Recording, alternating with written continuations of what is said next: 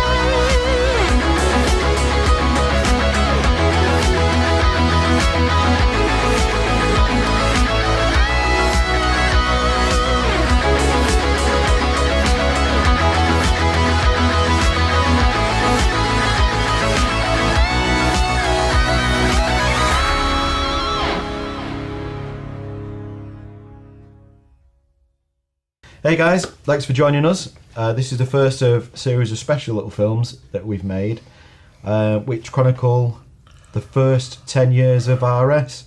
10 years, can you believe it? No.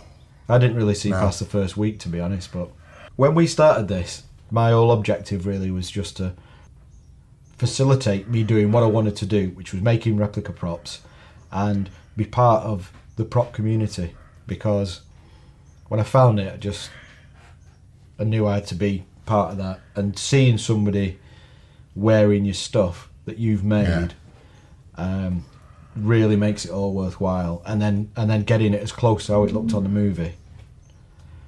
That's the real payday for me. Well, I still get a buzz when you see people's collections on Facebook and their man caves and stuff like that, and you can go, oh, there's one of ours, stuff like that. It does definitely make it all worthwhile. What we've done over the past 10 years has just been incredible. This then is the story about how and why RS exists.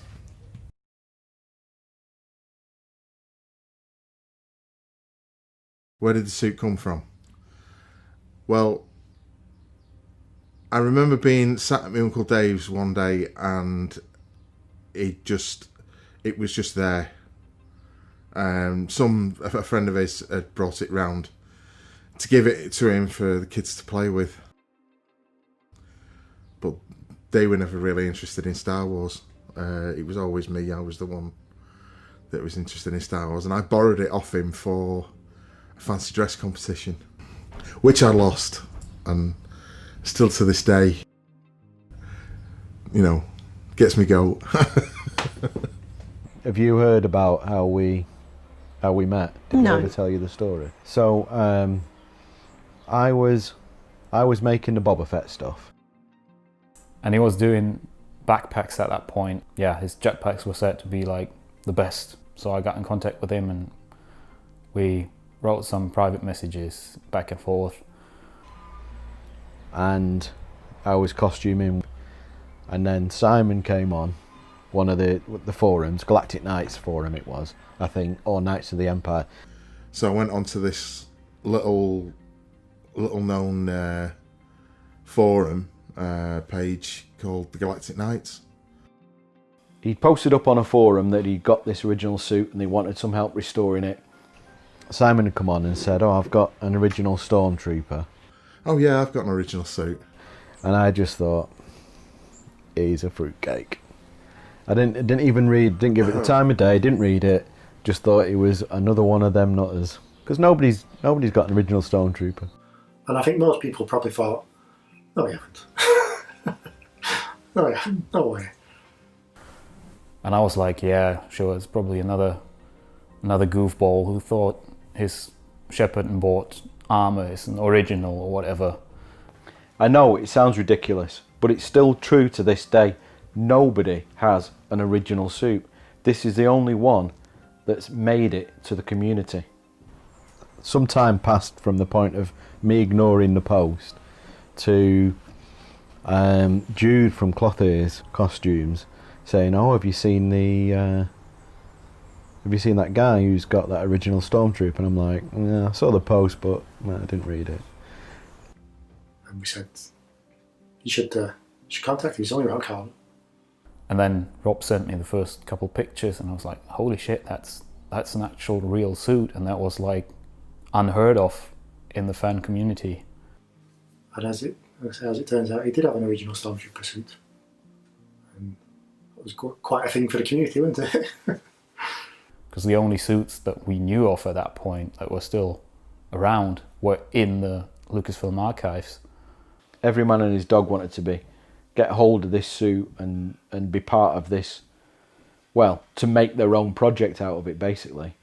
It was from there that it sort of went mental. From there on in, it just went completely fucking crazy. With people offering cars, houses, wives. Because I'd been doing, up until that point, I've been doing mostly working at home in the garage and that. And I thought, if I'm going to do this, and I wanted to do it right, I thought, I can't do it this close to home. It needs to be separated out so that I can escape from home and concentrate on what I'm doing. So, at the time, again, this is going back to sort of going to the mill and that for that first time. I was working at the Environment Agency, and I was a hydrometrist, level 3. So at the time, I was working out of a really tiny little studio space in an old listed building, an old mill in Stockport. Yep, that was my space. That was my home for creating replica props. All the other artists there are traditional artists working in oils and acrylics with brushes on canvas, and I'm there with fiberglass in moulds. Oh. Yeah, they didn't like the smell, resin is the dust, and then I would get the airbrush out and paint a bit of Boba Fett Jackman saying, "Look, I'm painting this one." So yeah, but they hated me. They absolutely hated me there because it just stunk the whole place out. And I basically said in the email, okay, what can you offer? And he showed me some photographs of his studio, which is probably, it's not much bigger than this, really. And what I really wanted was someone that could show me what they could do. So Rob came up with the goods, and I was like, right, I'll bring this down and I can have a look at it. I still don't think he believed me at that point. And he came and I think the first thing he said was, "I love that smell, that's it. Yeah. We're doing something with this." It's like you could smell the oil paint, you could smell the, the place itself, it just had atmosphere. And from there, it was like, this is what I should be doing. This is where I should be.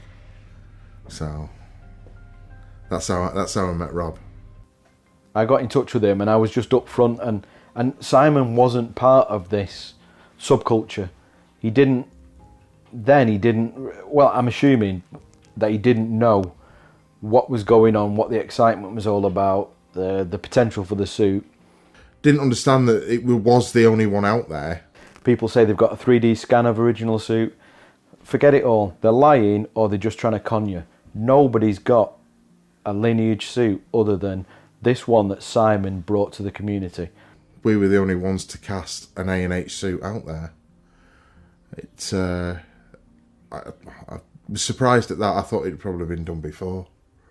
Those are the facts. There's no getting away from it.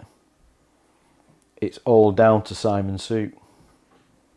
That's where we started. Started doing it there in the with the helmet firstly. We didn't even start on the rest of the armour. Robert found a vac former, or a guy that could vac form, that was just working out of a little unit to sort of do as the first pulls and that, and he then later showed them to Dan and said, "What do you think?" Because Dan is quite the expert on troopers. Then the first prototypes, like the first helmets came, and they didn't look quite right. They were like really wide and had more of a hero look, which was down to how thick the plastic was and how bad the vac forming was, really. Well, we've been vac forming some prototype helmets, and we had a guy helping us that we knew through a friend of a friend, and it wasn't working out. It wasn't looking good. I kept telling him, "No, it's not there yet. It's not there." It was going to have to be done by us and not by someone who just vac formed odd things. I know this is pretty odd, but so that just means, right, so we need to work a bit more on this. But that's when I realised that this vac former was never going to be able to make this piece because he didn't have the patience or the inclination to make it work. And I was saying, well, what do you try this? And I think out of sheer frustration, I just thought, right, we need to get our own vac former, and now we need to learn this new process. So we found one for sale on the internet in Oxford. this is me thinking about things falling into place. The weekend that I finally got my redundancy through was also the same weekend that Robert found our very first vac former. We'd got this pickup truck, that we'd hired. So we put it on the back of this pickup truck, and the truck just sort of went. So we're driving back from Oxford, and the back seems really heavy. Which was like that, and it was going down the motorway like that. And then when we got it back to the mill, we didn't even have anywhere to put it. We've managed to get the vac former into the mill. We've got no space for it. We're like, we've not really got studio space here to put it in. I think that probably set the tone for the rest of every other project that we've ever done. We know what we want at the end result, and we've no idea how we're going to get there. But somehow, we always find a way. Due to this lack of space, we had to then look for somewhere else to put the vac former. Luckily, we found somewhere on the first floor of the mill, and that then became the first RS studio. That's when things got really interesting. 10 years, I can't believe it's gone so quickly, and I don't even look a day older. But to celebrate our 10th anniversary, we thought we needed to do something really special. When you think about it logically, there's only one thing that we could really do. People have been asking for it for a long time. We've got organised, and we decided for our 10th anniversary we were going to do it.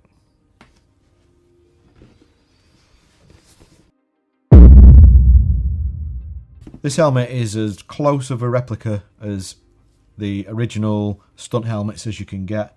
We did these a while ago as a very limited number, and they are back for a 10th anniversary edition.